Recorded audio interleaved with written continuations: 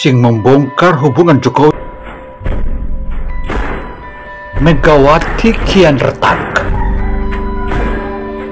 Situasi politik Indonesia kian panas, terutama di dalam tubuh Partai Demokrasi Indonesia PDI Perjuangan jelang pemilihan umum 2024 ini.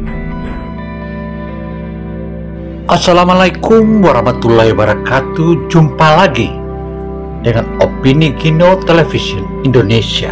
Kali ini kita membahas tentang hubungan Jokowi Megawati kian retak. Oleh karena itu, situasi politik Indonesia kian panas, terutama di dalam tubuh Partai Demokrasi Indonesia Perjuangan atau PDIP jelang pemilihan umum 2024 ini. Berdasarkan laporan sejumlah media, ditemukan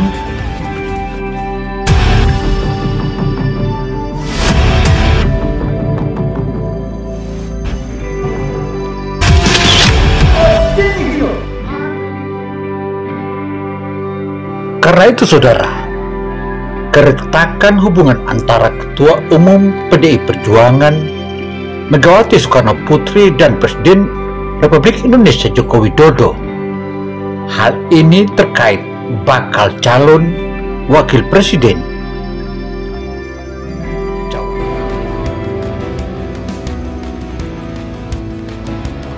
Sikap kesederhanaan Jokowi memang banyak pihak yang menilainya Jokowi itu lemah. Tetapi jika kita melihat sejumlah analisis dan tindakan-tindakannya dalam membangun pembangunan di segala infrastruktur yang ada di Indonesia, tampak sekali bahwa Jokowi betul-betul membangun Indonesia sangatlah kokoh. Karena itu, sejumlah politisi yang berbicara dengan syarat anonim mengatakan hal ini dapat mendorong Jokowi yang tidak senang untuk mendukung kandidat saingan partainya, Prabowo Subianto, yang ia tunjuk sebagai Menteri Pertahanan 4 tahun silam, kini berpasangan dengan anaknya, yaitu Gibran Rakabuming Raka. Bisa jadi pilihan Jokowi akan tinggalkan PDIP. Jika demikian adanya, maka otomatis Prabowo Gibran diyakini oleh banyak pihak, oleh banyak politisi dan pengamat menyebutkan bahwa itu satu putaran saja. Selain itu, memanasnya hubungan Jokowi Megawati ini membuat Prabowo atau menguntungkan Prabowo Gibran. Dan jangan lupa, Jokowi mania cukup besar.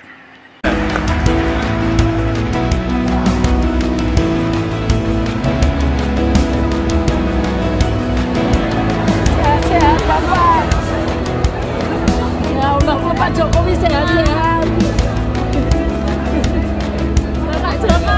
Pak Jokowi sehat ya.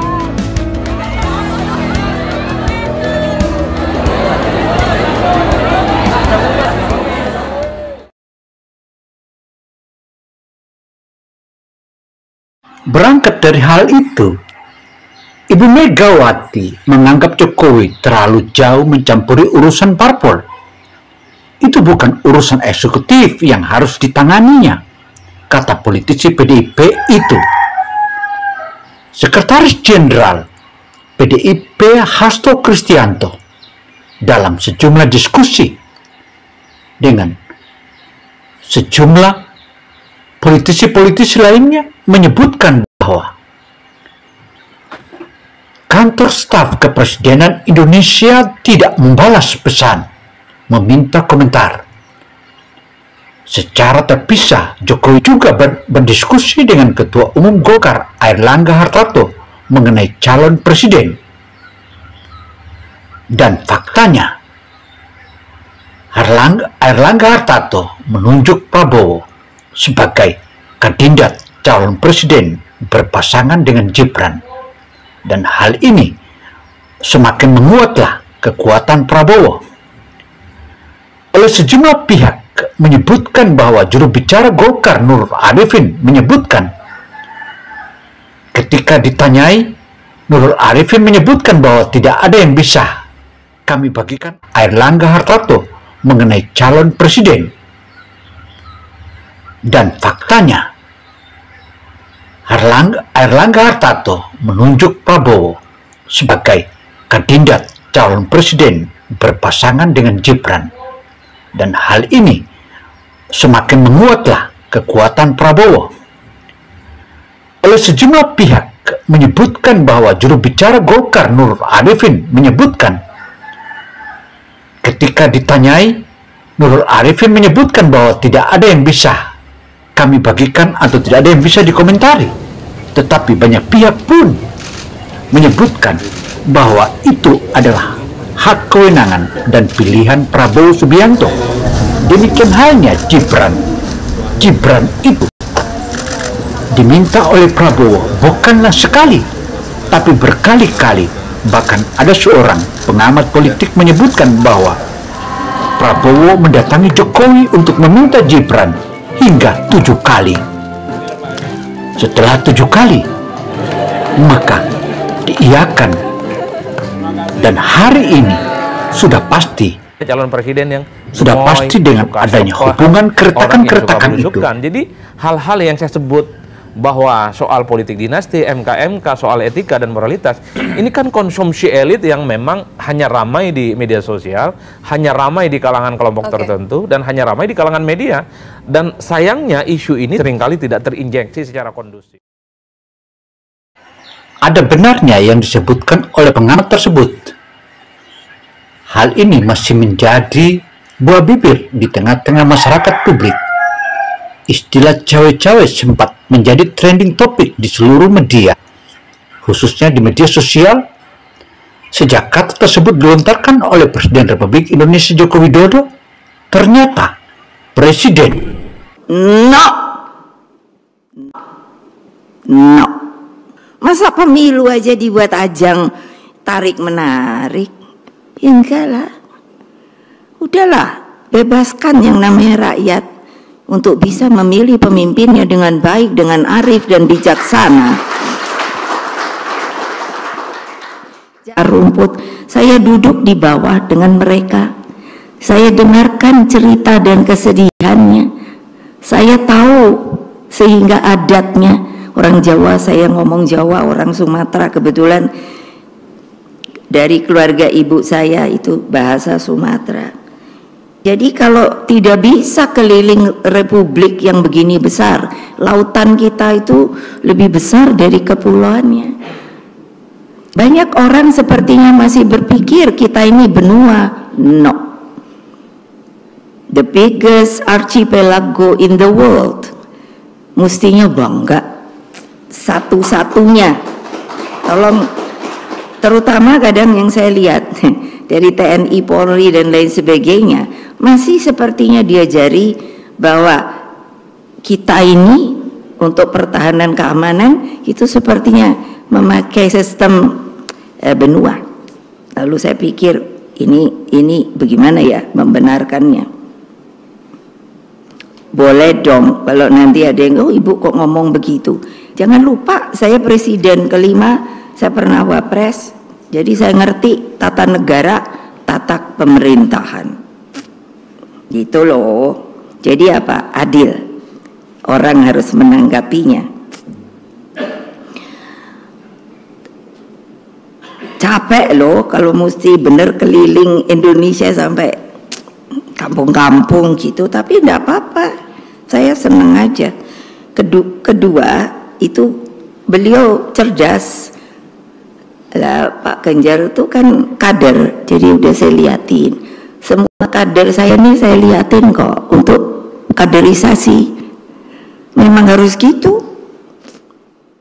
Untuk kaderisasi memang harus gitu. Ada yang mengatakan, katanya kenapa kok disebut kader? Ya emang kader, itu persoalan saya. PDI Perjuangan, saya tidak tahu lain partai. Jadi cerdas, lalu baik, dan yang paling penting berempati pada wong cilik.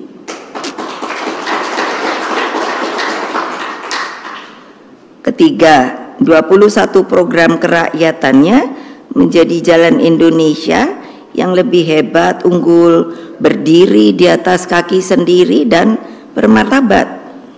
Bung Karno mengajarkan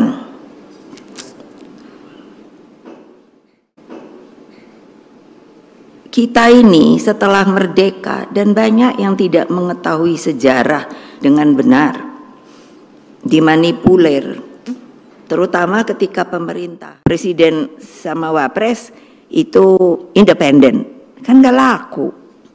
Alah, udah jangan rakyat jangan dibodohi lah. Ya, konferensi Asia Afrika itu sampai hari ini saya ke luar negeri aja, wah pasti dielu-elukan. Kita makin banyak yang merdeka karena konferensi Asia Afrika. Nah, itu pemimpin yang benar loh. Bapak saya nanya, apa nggak takut sih Pak kalau nanti kita kucilkan? Enggak. Kita harus, karena kitalah yang namanya bisa memperjuangkan sebuah negara. Presiden Republik Indonesia bukannya tak beralasan saat melontarkan istilah itu di hadapan para pemimpin redaksi sejumlah media serta konten kreator seperti Akbar Faisal, Helmi Yahya, dan lainnya. Alasan sebenarnya Presiden Jokowi menyebutkan istilah cawe-cawe tersebut tidak lain karena untuk mengawal dan memastikan Indonesia keluar dari kondisi saat ini. Saat middle income, padahal ujar Jokowi, Indonesia hanya memiliki waktu tinggal 13 tahun untuk keluar dari kondisi tersebut. Sehingga Jokowi menyebutkan dirinya akan cawe-cawe soal Presiden Republik Indonesia di masa mendatang untuk keluar dari kondisi saat ini.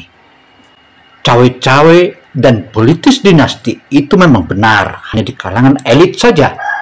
Tetapi masyarakat ingin menerima apa yang sebenarnya terjadi sebagaimana masifnya pembangunan yang dibangun oleh Jokowi yang ada di mana-mana. Dan itu fakta dan terbukti. Dan disenangi oleh 80% masyarakat Indonesia menyukai Jokowi. Saya Gino Samsudin Mirsad melaporkan. Wassalamualaikum warahmatullahi wabarakatuh.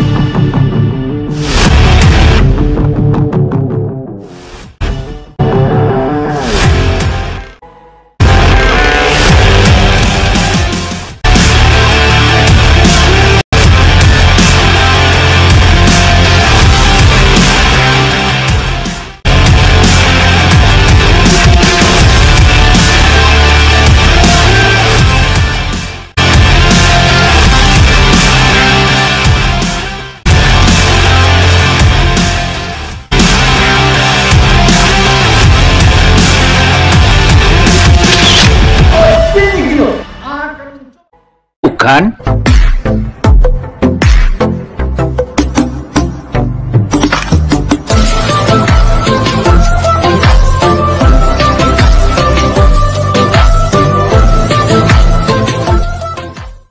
Sahabat yang budiman, sampai jumpa pada episode berikutnya.